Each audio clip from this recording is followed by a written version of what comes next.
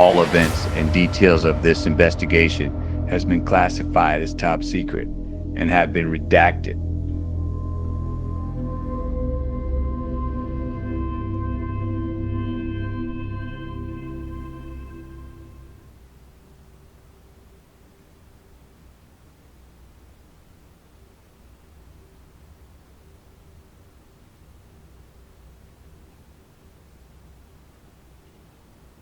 I was born into this world as a normal child, with a loving mother and father, in a small village in Romania. I was a very good child, always obedient to my parents. Now you're a freak. There was a young girl that lived in my village and we became the best of friends. We were married at 16. Mr. Miller, do you know what the key to true love is?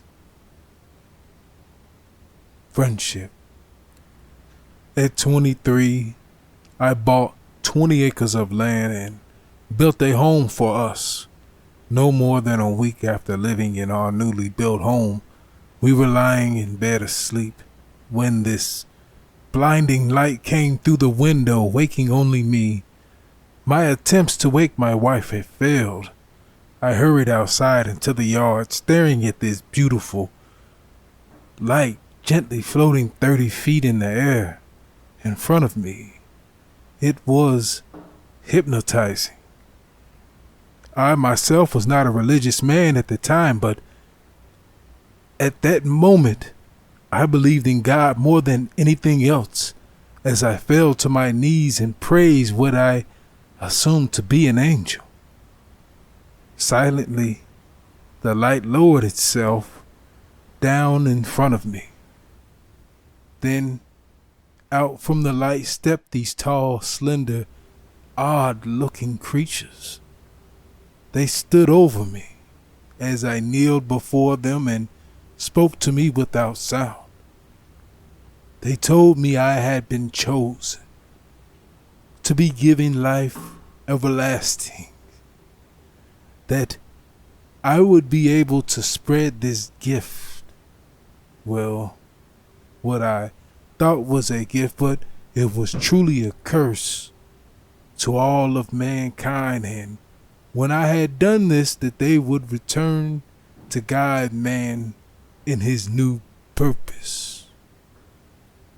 A blood-red light pierced through the beauty of the white light and struck my chest. My blood boiled in my flesh. I screamed in agony as they returned to the light and quickly disappeared into the heavens. What? Are you talking about aliens? Yes. I did not know it at the time because in those days there was no word to describe such a being. Wait a minute. Hold on. Those days? 1453. Hold on. What kind of drugs are you on? You can't be more than 35 years old. When I re-entered the house, my wife was awake, looking at me with a unfamiliar look of fear in her eyes. Then this tremendous rush came over me as the smell of her fresh blood hit my nostrils, and I grabbed her, instinctively biting into her neck, sucking her blood into my mouth. It felt orgasmic. So you're a vampire from the 1400s, huh? I am not just some vampire. I am the vampire. I am Dracula. Seriously. If you're going to eat me or drink my blood, then just do it, Psych Ward. Alright? And stop boring me with all your bullcrap stories. I'm sure your wife's around here somewhere hiding. Hey, where are you, Miss Psych Ward? Come on out. It's dinner time. My wife is not here. She and I have a difference of opinion of how vampirism should be spread and controlled. Well, that means it must be story time again. Well, go ahead, Psych Ward. I ain't going nowhere. Well, come on, say it, Psych Ward. My wife took to vampirism like a moth to a flame. Yeah, them chicks like that vamping. They jump right on it like white on rice. She invited 4 of our closest friends over to our house for a dinner party. We sang, we danced. Then, without warning, she attacked one, I another. The other 2 ran from the house frightened. Me and my wife knew they would not make it far before we finished feeding. So we took our time, even embracing one another in a kiss before we gave chase. Heightened was our senses, increased was our speed and our strength. We chased them down and fed on them, then waited for them to be reborn. Now, the 6 of us plotted on a village market. Shortly after sunset, we approached the village. We were changed now. Our presence gave off the stink of evil walking in human form. All of the villagers stopped everything they were doing. Frozen in a fearful gaze, my wife revealed herself, first showing her fangs and jumping on the closest man, biting his neck. The others followed her example. I stood watching, listening to the horrors those people felt, and whatever minuscule part of humanity that was still inside of me begged me to stop this. So I did. I, being the source of this infection, was far more powerful than they were. And in a glimpse into the future, I saw every human being what we had become. Those things that infected me had not given me a gift. Not only did I kill my friends, but also those good people from that village to prevent them from changing. Well, every story needs a hero, doesn't it, Psych Ward? My wife ran from me into the woods, but I caught her, grabbing her by her wrist.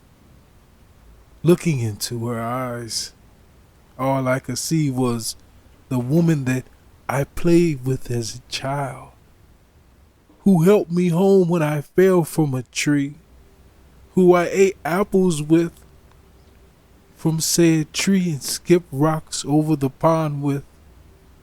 So I released her, telling her I cannot do this. I cannot kill good people. She viciously said, "This is what we are now." Then she fled. Bravo. That was one hell of a story, a real tearjerker. Heck, I'd give you a standing ovation, but you tied me to a damn chair, Psych Ward. She now lives in the shadows, leading her army of vampires. Oh man, I thought story time was over with. Is this what you do for your kicks? Tie people up and talk them to death? I've hunted and killed a lot of women and their children, but I've never been so delusional that I had to make up some long BS story so in some strange, twisted, messed up way I could justify it. I'm a killer. I know I'm a killer. But you're a real whack job. I know what you are, but I did not know what you did. I can see your demon, and It is very proud of you. Now you're seeing demons. I hate to break the bad news to you, Psych Ward, but there ain't nobody here but us. Oh, that's right, you're a vampire. Everybody knows vampires are magical, so pardon me. I am not magical, nor does being a vampire have anything to do with me seeing your demon. Understand, I have lived for 579 years. I spent a great amount of time studying the dark arts from a very powerful witch. Man, it's getting deep in here. Your demon is real. It has been there, encouraging every evil action you have ever taken. Its presence is like that of a radio wave. You cannot see it, touch it, taste it, feel it, but you have heard it, because you are tuned into each other. So when I saw your demon, and I chose you because I choose not to feed on the innocent. Well, if you're really Dracula, why the hell do you have all those crucifixes in here? Everybody knows vampires and Jesus don't mix. That is true for me, not my wife, not her vampire followers. As I told you, I have studied the dark arts, but my purpose was so I could find those who walk with evil, so they could not continue bringing death to the innocent. When I stand in front of a mirror, I have no reflection, but when I stand in front of the light, I cast a shadow. So yes, I serve him. I am the shadow casted from the light. So what are you saying? What's going to happen to me? I do not know what waits for you on the other side of the veil. What I do know is your demon is very excited for your arrival. Hey, demon, shouldn't you be helping me? It is not concerned with you living anymore, because now it can collect its prize. So where's your demon, huh? You're Dracula. I have nothing that it wants. The only part that is left of my soul is its shadow.